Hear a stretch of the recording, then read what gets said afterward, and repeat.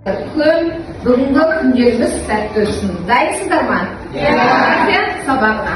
Жақсы. Олай болса, ең алғашқы мінекей қараймыз.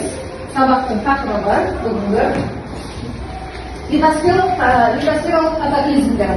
Негізгі оқу мақсатымыз литосфералық катаклизмдердің себептері мен салдары таралуы туралы түсінеміз.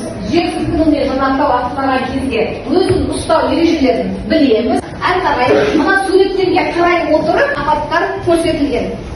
Ол апаттар ненің салдарынан болады? Осыны өз ойымызбен түсіндіріп береміз. Кім жауап береді? Айта болғанда. Бірінші суреттер, яғни жер сілкінуі болады.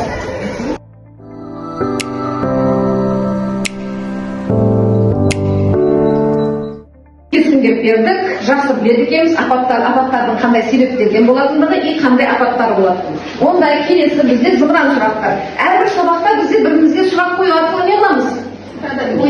Ойымызды түйіндейміз, яғни қорытындылаймыз және де дамытамыз.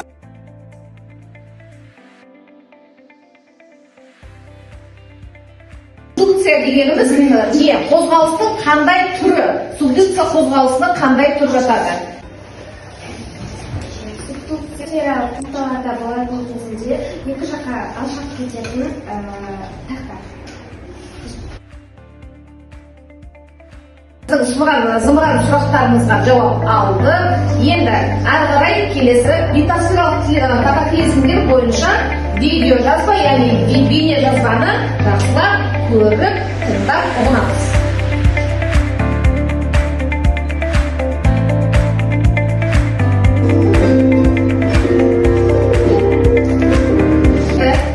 Барлықтарыңыз видеоны көрдіңіздер. Бейне жазба өте қызық болды ма? Бұл нәрсені түсіндік па?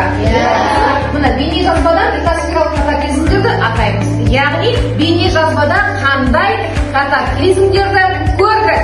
Кәнеки, кім айтады? Жаңа видеодан қандай катаклизмдерді көрдік? Айтамыз. Айта ғой. Катаклизмдерде жер сілкінісі, цунами, жанартау ұзын атқылауы. Өте жақсы. Яғни жер сілкінісі, цунами, және де жанартаудың атқылауы. Өте жақсы. Осыны жақсы мағлұмат алды.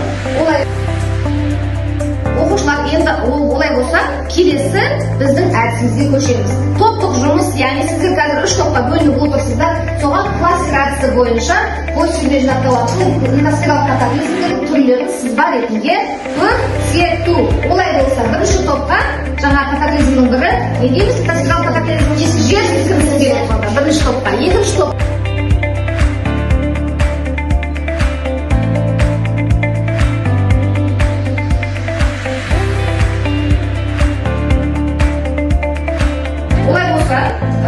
Біздер топтық жұмысымызды аяқтадық. Классификация бойынша литосфералық катаклизмдердің түрлері, соның сызба арқылы соны қорғау. Олай болса, дайын екенімізді біз қалай білдіретеді?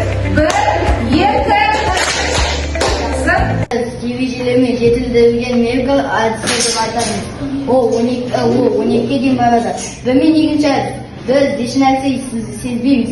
Ал 3 пен 4-ші әдіс, үй ішіндегі заттар, яғни аспаптар, орындықтар қимылдай бастайды. Ал 5 пен 9-ші әдістің арасында қабырғалар сынады, қабырғалар шықнайды, яғни ғимараттың жеңіл зақымдалуы пайда болады. Ал 10, 11, 12-сі бұл өте жоғарғы шкала болады. Үйлер түрегелмей қимайды. Бұл жерде біздің салған суретіміз бойынша, бұл жерде дәл осындай жер 1 мен 2-ші дәрежеде жуады, ешнәрсе сезбейді. 3 пен 4-ші жерлерде есіктер мен терезелер қирайды, және де 5 пен 9-ші арасында үйдің қабырғалары шықнайды, және де 10 мен 12-нің арасында өте жоғары болғандықтан үй түгелімен қирайды. 10 мен 12 шкалада балдық жүйеде не қылады? Үй түгелімен қирайды екен. Олай болса, мынау бірінші топ, заңдар былай қарай ғой, бірінші топтың жұмысы ұнады ма? Олай болса, кәнеки бас бармақпен жақсы. Керемет, е? Ұнады. Керемет. Жақсы. Олай оқушылар жебелеген қарсынан бұл жанартау, бұл жерде жанартаудың суреті тұр. Ал мынау жердің астындағы магма ол 5600 градуста болады.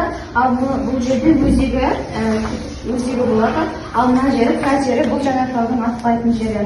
Жанартау литосфералық тақталардың екі жаққа кетуіне пайда болады.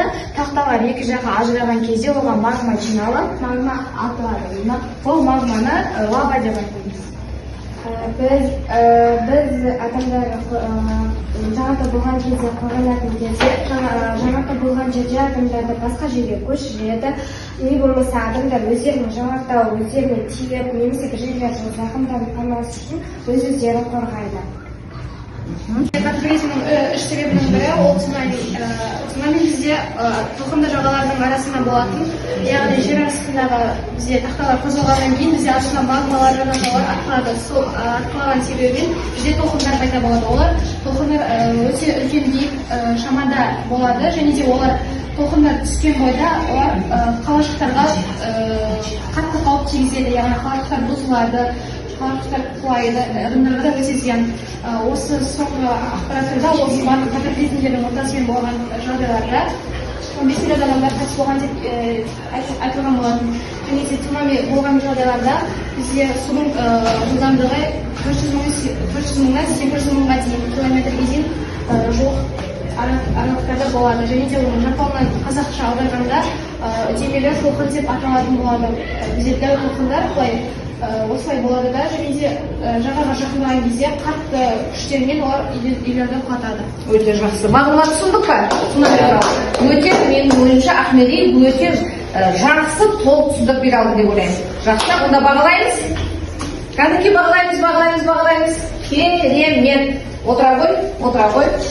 Онда оқушылар бүгінгі литосфералық катаклизмалар тақырыбы бойынша белсенді қатысып, барлығымыздың оқылуымызға, барлығымыздың осы факты түсінуімізге жақсы қатысқан оқушыларға марапаттап қояды, яғни мақтап қояды. Заңғарға, мысалға, және де Мейрамбекке, Каусарға, Ұлжанға, Айланаға, Ахмедиге, яғни осындағы оқушыларға кәнекей жақсылап.